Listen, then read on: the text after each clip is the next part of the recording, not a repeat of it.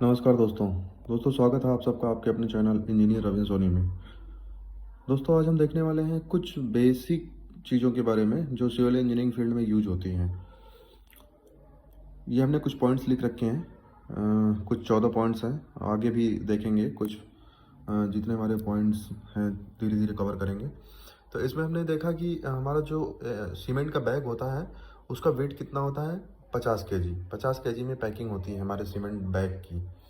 तो एक bag cement की जो का वेट जो होता है वो 50 kg होता है। उसकी डेंसिटी जो होती सीमेंट की डेंसिटी जो होती है वो कितनी होती है, 1440 kg पर मीटर क्यूब। डेंसिटी और वॉल्यूम ज़्यादातर इंटरव्यू में पूछे जाते हैं, तो इसलिए हमने यहाँ डेंसिटी और वॉल्यूम को साथ साथ कवर किया है। तो ये हमारा हो गया वेट। अब डेंसिटी हो गई हमारी 1440 kg। अगर वॉल्यूम वॉल्यूम भी बड़ा फ्रिक्वेंटली पूछा जाता है इंटरव्यू में, तो अगर वॉल्यूम निकालना हो तो कैसे क्या करेंगे, तो 50/1440 कर देंगे तो हमारा वॉल्यूम 0.0347 या 0.034 m³ होता है जो इसका volume of one bag cement. अब अगला पॉइंट हमने कवर किया है weight of 1 CFT sand. CFT मतलब क्यूबिक फीट। एक क्यूबिक फीट सैंड जो होता है उसमें जो हमारा सैंड का वेट आता है केजी में, वो होता है 43.3 kg।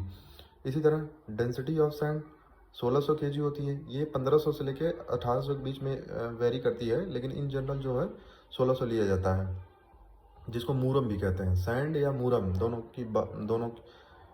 की बात की जाती है। अगला है डेंसिटी ऑफ एग्रीगेट। पहले ये weight of one CFT aggregate, जैसे सैंड का एक CFT में कितना वेट होता है उसी तरह एग्रीगेट का होता है। तो एग्रीगेट का होता है जो वेट वो 68.15 kg होता है। डेंसिटी ऑफ एग्रीगेट 1800 kg पर मीटर क्यूब। ये भी वेरी करता है, हमारी एग्रीगेट छोटी है बड़ी है या दोनों का मिक्सचर कितना है उसके हिसाब से वेरी करता है। लेकिन इसको भी इन जनरल हम क्या करते हैं, 1800 kg पर मीटर क्यूब कंसिडर करके हम कैलकुलेशन करते हैं। इसी तरह अब देखेंगे weight of steel. Weight of steel for 1 metre steel bar. 1 metre का अगर स्टील का टुकड़ा है, 1 मीटर अगर ये स्टील का टुकड़ा है, इसकी हाइट 1 मीटर है, 1 मीटर इसकी हाइट है, तो इसके लिए हमने जो कैलकुलेशन कर रखा है वो है, और इसका डाया कितना है, 12 mm है। तो इसके लिए जो वेट निकालने का फार्मूला होता है D²/162।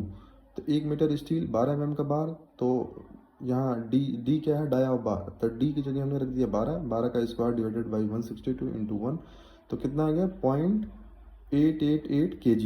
1 मीटर बार जो है 12 mm का जो है स्टील बार, उसमें जो हमारा वेट आएगा ये आएगा 0.888 kg। अगर हमारा 1.5 मीटर का सरिया है तो उसी तरह क्या करेंगे, यहाँ 1 से मल्टीप्लाई किए थे 1.5 से कर देंगे, तो उसमें क्या आ जाएगा 1.337 kg। तो 1.5 मीटर का सरिया है 12 mm का, तो 1.33 kg आएगा।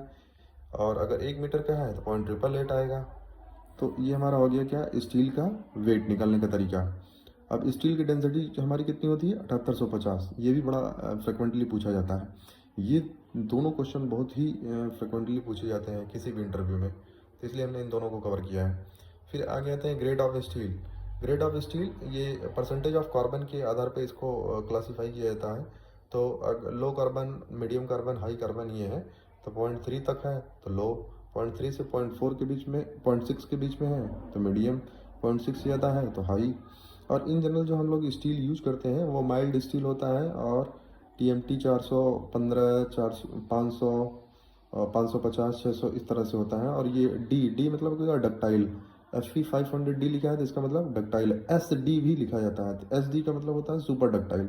तो डक्टाइल का मतलब क्या होता है कि जब हम कॉलम में सरिया यूज करते हैं तो हमारा FE 500 या FE 550 इस तरह से TMT यूज होता है। लेकिन जब हम बीम में यूज करते हैं तो हमारा क्या होता है, डक्टाइल बार्स को यूज करते हैं।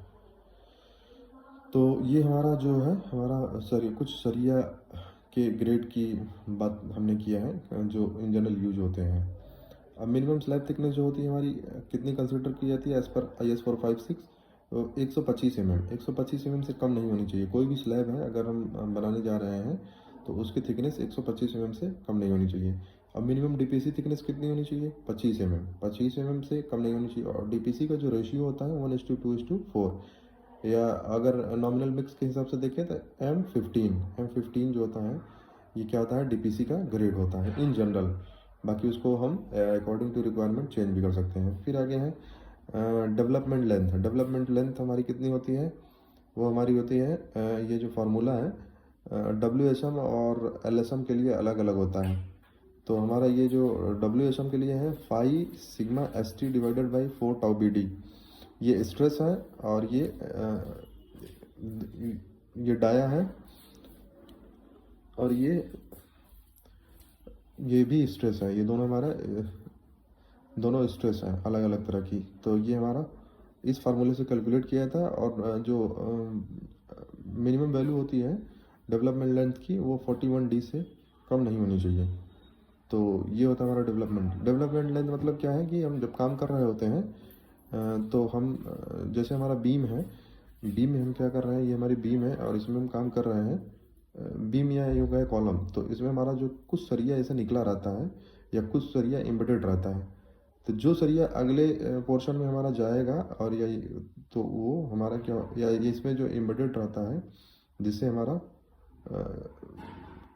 स्टील स्लिप ना करे। जैसे हमारी ये बीम है, तो इसमें हमारा कुछ सरिया ऐसे निकला रहेगा और कुछ अंदर रहेगा। तो अब अगला अगला हम इसमें कंक्रीट, ये जो हमारा जो ये इतना इंसर्ट रहता है, इसी को बोलते हैं एल डी। कंक्रीट में सरिया का कितना अमाउंट हम अंदर रखें कि स्लिपेज ना हो, तो उसको बोलते हैं हम डेवलपमेंट लेंथ। तो ये हमारी हो गई LD। जो स्लोप हम स्टेयर बनाते हैं, स्टेयर में जो स्लोप देते हैं वो हमारा कितना होता है, 40 डिग्री से ज़्यादा नहीं होना चाहिए। जैसे हमारी ये स्टेयर हो गई, और ये जो स्लोप होता है हमारा वो 40 डिग्री से ज़्यादा नहीं होना चाहिए,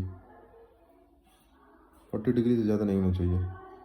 तो ये हमने कुछ पॉइंट्स कंसीडर किए हैं। आगे हम फिर देखेंगे कुछ बेसिक पॉइंट्स के बारे में जो हमको पता होना चाहिए एज ए सिविल इंजीनियर, क्योंकि ये पॉइंट्स कभी भी पूछे जा सकते हैं किसी भी इंटरव्यू में। तो ये वीडियो आपको कैसा लगा कमेंट करके ज़रूर बताएं। वीडियो देखने के लिए धन्यवाद। और ये अपना चैनल है इंजीनियर रविंद्र सोनी। अगर अच्छा लगा वीडियो तो इसको सब्सक्राइब भी करें और अपने दोस्तों के साथ शेयर भी करें। फिर मिलेंगे किसी और वीडियो में, तब तक के लिए नमस्कार।